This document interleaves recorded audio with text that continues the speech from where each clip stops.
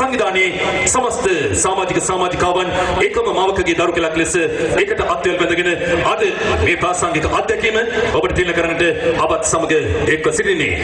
එක්කමු ඒ පළමුව දෙවනුව පදවි ප්‍රාප්තියට අවතීර්ණ වන ශ්‍රී ලංකා ප්‍රජාතාන්ත්‍රික සමාජවාදී ජනරජයේ අධිකරු ජනාධිපති මහින්ද රාජපක්ෂ මැතිතුමාට දින අධිතනින් ශක්තිය ධෛර්යය ලබා දීමට අපකපේ සිට මේ මොහොතේ අපි එක්වන්න බලාපොරොත්තු වෙනවා. මේ දිනවල තිරගත කරන අනුගාරික ධර්මපාල ශ්‍රීමතානෝ චරිතයට පනපවන අපේ පාලිත සිල්වා කලාකරුවන්ට ඔක්කොම එකතු වෙලා හොඳ වේගවත් අත්වල සන්නාදයෙන් ආරාධනා කරමු ඔබ අමතන්නට. මම ජීවත් වෙන්නේ ගල්කිස්ස පුරවරේ.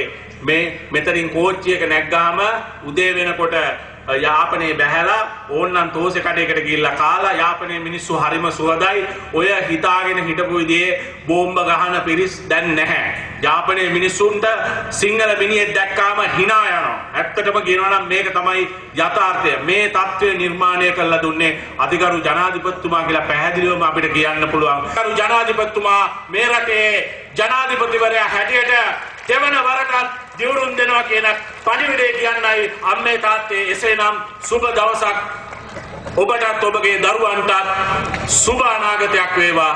බුදු සරණයි.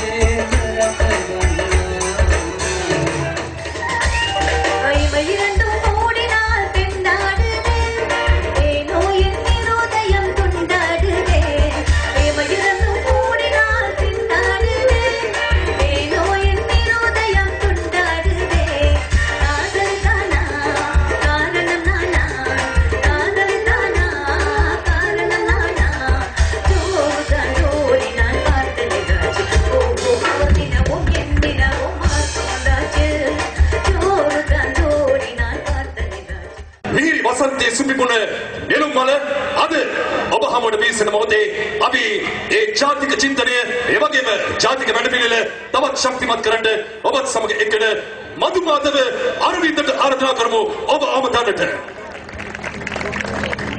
ජාතික උරුමයන් ගැන කතා කරපු ඒ උරුමයන්ට දැන් ජාතික කොළ උරුමයන් හැඩට පෙනෙන්නට ගන්නකොට අපේ පපුව අපිට කතා කරනවා.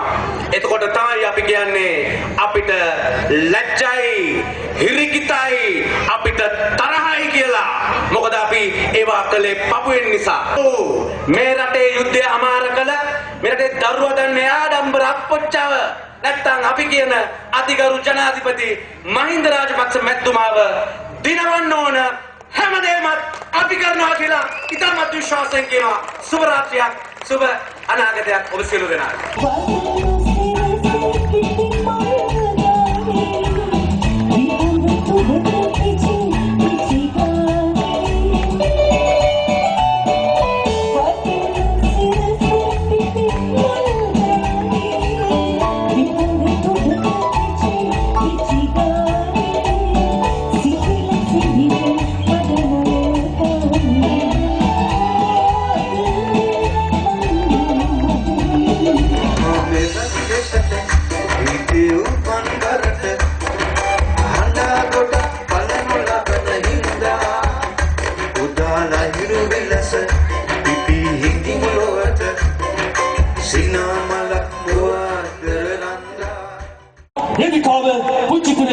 සිනමාව ආක්‍රමණය කළ ඒ ආදරණීය කලාකරුවට රජුමවත් දිනු දේශයක් ස්වර්ග රාජ්‍යයට වඩා උතුම් බව කාලිදාසයන් කීසේම යලි ඔබ ඉදිරියේ ඒ සමත කරන්නට ආරාධනා කරන්නේ විශිෂ්ට රංගදල සම්මානීය අධ්‍යක්ෂ ජැක්සන් වෙනි. අපි මේ සින්දුවක් දෙකක් කියාගෙන චිත්‍රපටයක් හදාගෙන නාට්‍යයක් කරගෙන ටෙලි නාට්‍යයක් කරගෙන නටා ගයාගෙන හිටපු මිනිස්සු අපිට ඇයි සිද්ධ වුණේ ඔබ හොයාගෙන එන්න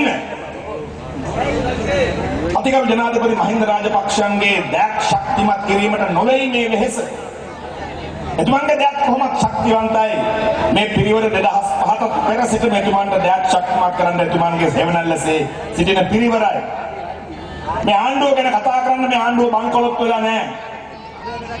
මේ ආණ්ඩුව කඩා වැටිලා නැහැ. කඩා වැටි දෙයක් උස්සලා කියන්නට නෙමෙයි. මේ කලාකරුවන් අද ගාලු පුරවරේට අවිලා තියෙන්නේ. ඊට වඩා බොහොම වටිනා කියන කාරණාවක් ඔබට දැනුම් දෙන්නටයි. මේ ආණ්ඩුව බංකොලොත් වෙලා නැති වුණාට මේ ආණ්ඩුව අරුබුදට ලක් වෙලා නැති වුණාට ප්‍රජාතන්ත්‍රවාදී අරුබුදට ලක් වෙන්න උත්සාහ කරනවා. ජනතා පරමාධිපත්‍යයට බලපෑම් සිද්ධ වෙන පිල්ලි ජනතාව අතර හොල්මන් කරන්න පටන් ගන්න තියෙනවා. මේ සමෘද්ධිමත් වෙච්ච රටක් 2005 සිට 2014 දක්වා ඉතා ශීඝ්‍රයෙන් ගුණෝත්තර ශ්‍රේණියෙන් සමස්ත ආර්ථික සමාජයේම සමෘද්ධිමත් වෙච්ච රටක්. මේ සමෘද්ධිය අහසෙන් කඩන් වැටිච්ච පින්බල මහිමයෙන් ලබා ගන්න කවුද අකමැති?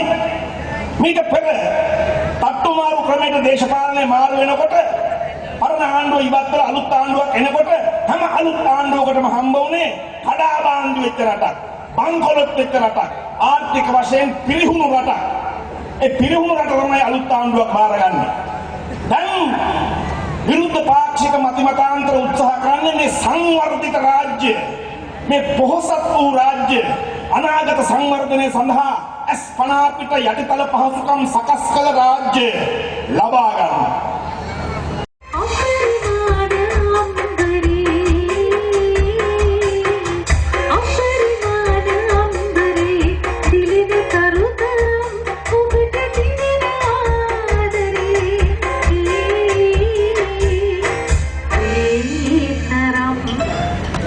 දෙකෝටි 20 ලක්ෂයකට ආසන්න ජනතාවක් සන්තෝෂ කරන සතුටු කරන වටිනාම වස්තුන් තමයි මේ වේදිකාවේ සිටින්නේ.